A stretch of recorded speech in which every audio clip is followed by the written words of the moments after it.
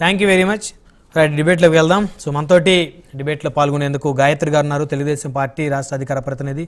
అదేవిధంగా సుజాత గారు వైఎస్ఆర్ కాంగ్రెస్ పార్టీ నుంచి మనతోటి జూమ్కలు అందుబాటులో ఉన్నారు. అదేవిధంగా సాయి సతీష్ గారు సైబర్ సెక్యూరిటీ ఎక్స్పర్ట్, వారు కూడా మనతోటి జూమ్కలు అందుబాటులో ఉన్నారు. రైట్, ముందుగా గాయత్రి గారితో మాట్లాడదాం. గాయత్రి గారు, గుడ్ ఈవినింగ్ అండి. యా మేడం, మీ వాయిస్ మీట్లో ఒకసారి అనిపించి. లేదు నా voice. Yeah please continue madam, వినిపిస్తుంది. సో దేశంలో స్త్రీకి రక్షణ లేకుండా పోతుంది, మానానికి ప్రాణానికి. తాజాగా 2 దుర్ఘటనలు, అందులోనూ ప్రత్యేకంగా మన ఆంధ్రప్రదేశ్లో. ఒకటి, ముంబై నటికి సంబంధించి విచారణ జరుగుతూ ఉంది, పోలీసులు స్టేట్మెంట్ రికార్డ్ చేస్తూ ఉన్నారు. 2, గొడ్లవెల్లూరు ఇంజనీరింగ్ కాలేజ్ సంబంధించి ఎవరైతే కాలేజీలో చదువుకున్నటువంటి విద్యార్థులు ఉన్నారో వారందరూ కూడా అభద్రతా భావంతో ఉన్నారు. దాదాపు 2 నెలల నుంచి టాయిలెట్స్లో సీసీ కెమెరాలు రికార్డ్ అవుతున్నాయన్నట్టు అభద్రతా భావం వారిలో కలిగింది. ఇప్పుడు మనం ఒక ఏదైతే ఆడియో కాల్ కూడా వినిపించాను. సో ఏంటి గాయత్రి గారు, ఈ సంఘటనలకు సంబంధించి ప్రభుత్వాలు ఎలా స్పందించాలి, ఏం చేయాలి? అంటే ఏపీ ఒక్కటే పక్కన పెడితే మీరు అన్నట్టు విమెన్ సేఫ్టీ అండ్ సెక్యూరిటీ విషయంలో మనం రీసెంట్ గా కోల్కతా కేసు చూసుకున్నా, లేకపోతే ఇలాంటిది సేమ్ సంఘటన ఇంతకుముందు పంజాబ్ లో కూడా ఒక కాలేజ్ లో జరిగిందని కూడా విన్నాం. సో ఇన్ని ఎందుకు రిపీటెడ్ గా జరుగుతున్నాయి, ఇలా ఎందుకు భయపడుతున్నారు? ఇందాక మీరు కాల్ వినిపించారు, నేను విన్నాను. ఆ పాప ఎవరో ఇలా ఏడుస్తుంది, మన పరిస్థితి ఏంటి రేపు పొద్దున వీడియోస్ బయటకు వస్తే అని చెప్పి. అది 100% కన్సర్న్ కరెక్టే. కానీ మరి ఇప్పుడు పోలీసులు, నేను విన్నంత వరకు పోలీసులు మొత్తం తరోగా చెక్ చేసి ఎక్కడా కెమెరా లేవు, ఎవరి వీడియోలో లేవు అని చెప్పి చెప్పడం ఎస్పీ గంగాధర్ గారి రిపోర్ట్ అయితే చూశాను. దాని తర్వాత దీని మీద మళ్ళీ క్లియర్ కట్ గా మనం చూడాలి అని చెప్పి ఒక కమిటీ కూడా వేశారు. దాంట్లో టెక్నికల్ పీపుల్ కూడా ఉన్నారు. నాకు తెలిసి ఫారెన్సిక్ డిపార్ట్మెంట్ కూడా ఆ ల్యాప్టాప్, ఆ ఫోన్లు ఏమైనా డిలీట్ అయినా కూడా రిట్రీవ్ చేసే అవకాశం ఉంది. కాబట్టి ఎగ్జాక్ట్ గా అసలు ఏం జరిగింది, వీడియోస్ బయటికి రాకపోయినా నిజంగానే అసలు రికార్డింగ్ జరిగిందా లేదా, జరిగితే ఈ 300 కౌంట్ అనేది అసలు ఎవరు పుకారు పుట్టిస్తున్నారు, 300 ఉండటం ఏంటి అంటే, ఆ నెంబర్ ఏంటి, ఎవరు చెప్పారు, ఎలా వచ్చింది బయటకు అనేది తెలియాలి కదా.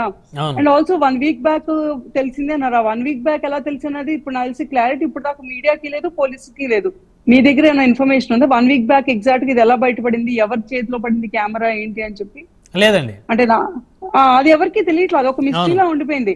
కెమెరా ఉంది అన్నారు కానీ ఆ కెమెరా ఉండటానికి ప్రూఫ్ లేదు, లేకపోతే కెమెరా ఉండటం ఎవరు చూసారు ఏంటి అని ఎవరు బయటికి కూడా రాలేదు. సో ఇప్పుడు ఈ పర్టికులర్ ఇన్సిడెంట్ కి క్రెడిబిలిటీ ఏంటి అని తెలియట్లేదు. కొంతమంది ఇంతకు ముందే నేను చూసాను టీవీలో కూడా ఏంటంటే ఇది ఒక రూమర్ అంట, పర్టికులర్ ఆ అమ్మాయి ఇంకో అబ్బాయి ఎవరో అఫేర్ ఉందని చెప్పి ఇందాక చెప్తున్నారు కదా మీ బ్యూరో రిపోర్టర్. ఆ అమ్మాయిని ఇంకెవరో సీక్రెట్ లవర్ ఉన్నారు, అతను ఏదో కావాలని జెలసీ, అవుట్ ఆఫ్ జెలసీ ఇట్లాంటివన్నీ స్ప్రెడ్ చేస్తున్నాడు అని చెప్పి కూడా విన్నాను.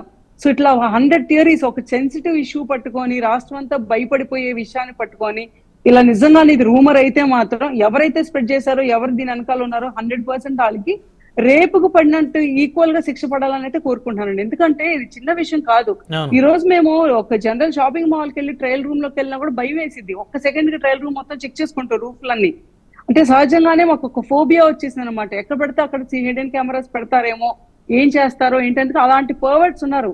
అన్లెస్ అంటే గవర్నమెంట్స్ ఎన్ని చేంజ్ చేసినా అవ్వదండి. ఎందుకంటే ఎడ్యుకేట్ చేయాలి, ఒక పర్వర్ట్ మైండ్ సెట్ మెయిల్ లో ఎందుకు ఉంది అని చెప్పి అది రూట్ కాజ్ తో సహా కనిపెట్టాలి. అంతేగాని ఇప్పుడు నేను మార్నింగ్ నుంచి చూస్తున్న న్యూస్ 100 రకాల ట్విస్టులు జరిగినాయి అనమాట. దీంట్లో కాసేపు ఉందన్నారు, కాసేపు ఒక అమ్మాయి పెట్టిందన్నారు, ఆ తర్వాత ఒక అబ్బాయి ఎవరైతే ఉన్నారో అతను వైసీపీ సపోర్టర్ అన్నారు, కాదు ఆ తర్వాత టీడీపీ వాళ్ళ హయాంలోనే జరిగిందని చెప్పి దీన్ని పొలిటిసైజ్ చేస్తారే తప్పించి ఎవరు ఇష్యూ రూట్ కాజ్ ఏంటి, దీన్ని ఎలా కనిపెట్టాలి, ఎక్కడి నుంచి వచ్చింది అని చెప్పి ఎవరు దాని సీరియస్నెస్ గా ఆ ఇష్యూ సీరియస్నెస్ అయితే నేను చూడలేదు. I'm very sorry to say this. దీంట్లో నిజంగానే అందరూ క్లెయిమ్ చేస్తున్నట్టుగా యాజమాన్యం కానీ ఇంకెవరైనా కానీ, అది ఏ పొలిటికల్ అఫిలియేషన్ అయినా ఇంక్లూడింగ్ టీడీపీ ఆర్ జనసేన, నిజంగా మా పార్టీ అఫిలియేషన్ ఉన్నా సరే చంద్రబాబు నాయుడు గారు కానీ లేకపోతే పవన్ కళ్యాణ్ గారు కానీ అంతే స్ట్రిక్ట్ గా యాక్షన్ తీసుకోవాలి. They should set some standard, అంటే దేశం అంతా మాట్లాడుకునేలాగా ఇలాంటివి జరిగితే ఏపీలో ఇలా తీసుకుంటారు చర్యలు అని చెప్పి ప్రూవ్ చేయాలని కోరుకుంటున్నాం. ఆల్రెడీ మనం చూస్తున్నాం పొద్దు నుంచి అక్కడ మినిస్టర్ గారు అవైలబుల్ గా ఉండటం, అక్కడే ఉండటం, చాలా మంది లోకల్ లీడర్స్ కానీ అక్కడే అవైలబుల్ గా ఉండి పిల్లలతో మాట్లాడుతూ వాళ్ళకి భరోసా ఇవ్వటం, మానసికంగా ధైర్యం చెప్పడం, అవన్నీ చాలా కమెండబుల్, అప్రిషియేట్ చేయాలి. బట్ ఇంకా ఏంటంటే దీనికి యాక్షన్ తీసుకోవాలి. ఇలాంటి యాక్షన్ మళ్ళీ రిపీట్ అవ్వకూడదు, ఎందుకు ఇలా జరుగుతుందని. ఇందాక మీరు ఇంకో ఇన్సిడెంట్ కూడా చెప్పారు, ముంబై నటి అని. అంటే వైసీపీ చరిత్ర ఇప్పుడు మీరు లాస్ట్ ఫ్యూ మంత్స్ గా ట్రాక్ చేసుకొని ఉంటే, ఈవెన్ వాళ్ళు దాంట్లో ఉన్నప్పుడు కూడా, అధికారంలో ఉన్నప్పుడు కూడా అప్పట్లో అంబటి రాంబాబు ఆడియోస్ లీక్ అవటం కానీ, లేకపోతే గోరంట్ల మాధవ్ అంటే నేను మొత్తం అన్ని చెప్పాలని కాదు, పొలిటిసైజ్ చేయాలని కాదు, కానీ వాళ్ళకి ఆ చరిత్ర ఉంది, వాళ్ళకి ఆ ట్రాక్ రికార్డ్ ఉంది కాబట్టి వరుసగా జరుగుతున్న ఈవెంట్స్ లో ఇంతమంది ఫీమేల్ విక్టిమ్స్ ఉన్నారా, ఇంతమంది బయటకు వస్తున్నారా, ఇన్ని రోజుల నుంచి వీళ్ళు ఏం చేస్తున్నారు, ఇన్ని రోజుల నుంచి వాళ్ళకి ఎంతో ధైర్యం సరిపోలేదు బయటకు వచ్చి మాట్లాడడానికి. ఇప్పుడు జగన్మోహన్ రెడ్డి అన్నయ్యలా ఉన్నప్పుడు ఒక్క వినతి పత్రమో లేకపోతే జగన్మోహన్ రెడ్డికి సీక్అవుట్ చేసి సార్ మీ ఎమ్మెల్యేనో మీ ఎమ్మెల్సీనో లేకపోతే మీ మంత్రో మమ్మల్ని ఇలా ఇబ్బంది పడుతున్నారని ఎందుకు చెప్పుకోలేకపోయారు అని చెప్పి చాలా బాధాకరంగా ఉంది. మరి ఈ ముంబై ఇష్యూ కూడా, హీరోయిన్ ఇష్యూ కూడా అమ్మాయి కూడా చెప్తుంది నా మీద చాలా తప్పుడు కేసులు పెట్టారని. నేను చూసాను ఇందాక ఎవరు పంపిస్తే రిపోర్ట్, ఎవరో ఒక అతను వైసీపీ లీడరే పెట్టాడు, ఈ అమ్మాయి నన్ను అంటే బ్లాక్ మెయిల్ చేసి నా పొలం ఏదో రాయించుకుంది, ఏదో స్థలం రాయించుకుంది అని చెప్పి.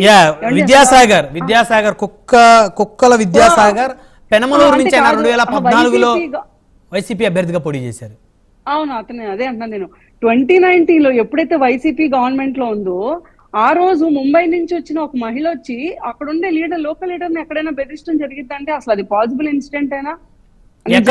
ఎక్కడో ముంబై నుంచి వచ్చి అధికార పార్టీలో ఉన్నటువంటి ఒక అభ్యర్థి స్థాయి వ్యక్తిని, అదే అసలు ప్యూర్ కామన్ సెన్స్ కదా. ఇక్కడ ఉండే వాళ్ళు, అధికారంలో ఉన్న వాళ్ళే ఎవరికి మళ్ళీ ఆవిడకి ఆ అమ్మాయికి తెలుగు కూడా రాదు, ఐ థింక్ తెలుగు కూడా రాదు. అవును, అర్జెంట్ గా అక్కడ నుంచి వచ్చి ఒక మినిస్టర్ ని లేదా ఒక క్యాండిడేట్ ని పట్టుకొని, లీడర్ ని పట్టుకొని, లోకల్ లీడర్ ని పట్టుకొని బెదిరించి స్థలాలు రాయించుకుంటే ఈయన రాసిస్తాడంటే అసలు అది జరిగే పనేనా? అంటే చెప్పే వాళ్ళకైనా ఉండాలి, వినే వాళ్ళకైనా ఉండాలి. అంటే ఈ అన్నిటిని థియరీస్ ని సపోర్ట్ చేస్తా పోలీస్ యంత్రాంగం కూడా ఆ రోజు వాళ్ళకి సపోర్ట్ చేసి ఈ అమ్మాయిని టార్చర్ చేశారు అంటే ఏం చెప్తున్నావు మనం? మన రాష్ట్రంలో ఆడవాళ్ళు, అంటే ఇక్కడున్న ఆడవాళ్ళు ఆల్రెడీ ఇబ్బంది పడితే పక్క రాష్ట్రం నుంచి పని కోసం వచ్చిన వాళ్ళని ఇబ్బంది పెట్టి ఈ రాష్ట్రానికి ఒక చెడ్డ పేరు, అంటే ఇక ఏపీ ప్రభుత్వం వైసీపీ గవర్నమెంట్ అంటేనే ఉమెనైజర్స్ పర్వర్ట్స్ ఏమో, ఈ పార్టీలో ఉన్న వాళ్ళంతా పర్వర్ట్స్ ఏమో అని ఒక ఇమేజ్ కి తీసుకొచ్చేసారు మొత్తం మీద. యా రైట్, మళ్ళీ వస్తాను మేడం.